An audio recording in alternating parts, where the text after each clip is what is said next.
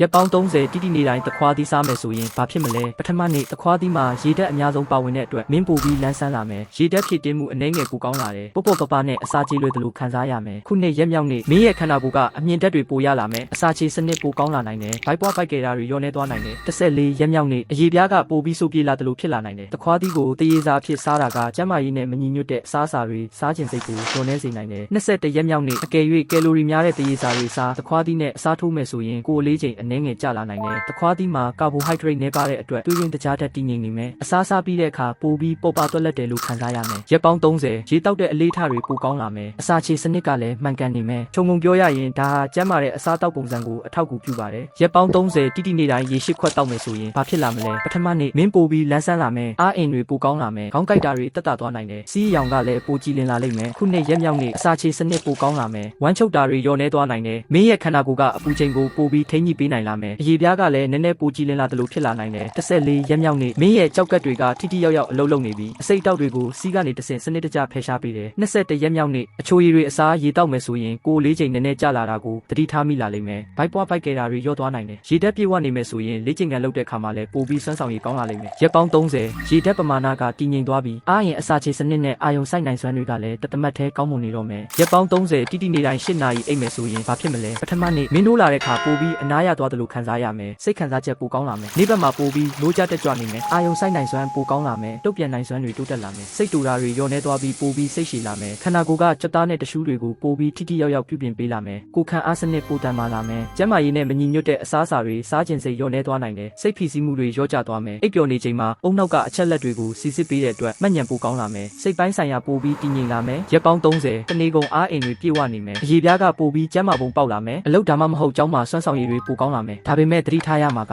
အိပ်စက်မှုအရေးသွေးကလည်းအရေးကြီးပါတယ်ကြားဖြတ်နိုးနေတဲ့8နာရီကနှစ်ချိုက်ချိုက်အိပ်ပျော်တဲ့8နာရီနဲ့မတူပါဘူးရက်ပေါင်း30တိတိနေတိုင်းကြက်ဥ8လုံးစားမယ်ဆိုရင်ဘာဖြစ်မလဲပထမနေ့မင်းနာရီပေါင်းများစွာဗိုက်ပြည့်နေတယ်လို့ခံစားရမယ်အားအင်တွေတည်ငြိမ်နေမယ်တပတ်အကြာကြွက်သားတွေပြန်လဲကောင်းမွန်မှုပိုကောင်းလာမယ်ကြက်ဥတစ်မျိုးတည်းကတင်နေ့စဉ်ပရိုတင်း50 gram ကျော်ရရှိနေတာပါနှစ်ပတ်ကြာမင်းရဲ့ကိုလက်စထရောစားသုံးမှုကအရန်ကိုမြင့်မားနေပြီတစ်နေ့ကို1400ကနေ1500မီလီဂရမ်ဝန်းကျင်ရှိနေလိမ့်မယ်သုံးပတ်ကြာအကယ်၍ကယ်လိုရီတွေအရန်များနေရင်ကိုလေးချိန်စတက်လာမယ်မင်းကလှုပ်လှုပ်ရှားရှားနေတဲ့သူဆိုရင်တော့ကြွက်သားတွေကိုဆက်လက်ထောက်ပံ့ပေးနေလိမ့်မယ်ကျန်းမာတန်ဆွမ်းတဲ့လူတွေအတွက်တော့ဒါကအဆင်ပြေနိုင်ပါတယ်ဒါပေမဲ့မင်းမှာနှလုံးရောဂါဖြစ်နိုင်ခြေဒါမှမဟုတ်ကိုလက်စထရောမြင့်မားတာမျိုးရှိနေရင်တော့ဒါကပမာဏကိုပိုပြီးမြင့်တက်စေနိုင်ပါတယ်နေ့တိုင်းကြက်ဥ8လုံးစားတာကအစွမ်းထက်ပေမဲ့မရှိမဖြစ်တော့မလိုအပ်ပါဘူးရက်ပေါင်း30တိတိနေတိုင်းငရုတ်သီးစားမယ်ဆိုရင်ဘာဖြစ်မလဲပထမနေ့မင်းရဲ့ပါးစပ်တွေပူဆက်လာမယ်ချွေးတွေထွက်လာမယ်9ရက်အကြာဆက်တဲ့တန်ကနည်းနည်းလျော့သွားတယ်လို့ခံစားရမယ်မင်းရဲ့နာကျင်မှုကိုသိရှိတဲ့အာယုံခံဆဲတွေကစတင်လိုက်ရောညီထွေဖြစ်လာပြီးခံနိုင်ရရှိလာတာပါ10ရက်မြောက်နေ့အဆက်တန်ကိုပိုပြီးခံနိုင်လာပြီးပူဆက်တာကတိတ်မပြင်းထန်တော့ပဲမင်းရဲ့ခန္ဓာကိုယ်ကစိတ်ပျော်ရွှင်စေတဲ့ဓာတ်တွေကိုထုတ်လုပ်ပေးတဲ့အတွက်မင်းကိုနေလို့ကောင်းစေပါလိမ့်မယ်ရက်ပေါင်း20အကြာခန္ဓာရည်ကအမြင့်ဆုံးရောက်နေပြီတချို့လူတွေမှာတွေးလည်ပတ်မှုပိုကောင်းလာတာဒါမှမဟုတ်ဇီဝကမ္မဖြစ်စဉ်အနှဲငယ်ပြောင်းလဲလာတာကိုသတိထားမိနိုင်ပေမဲ့အလွန်အကျွံစားတာကတော့ရင်ပူတာဖြစ်စေနိုင်ပါတယ်ရက်ပေါင်း30အကြာ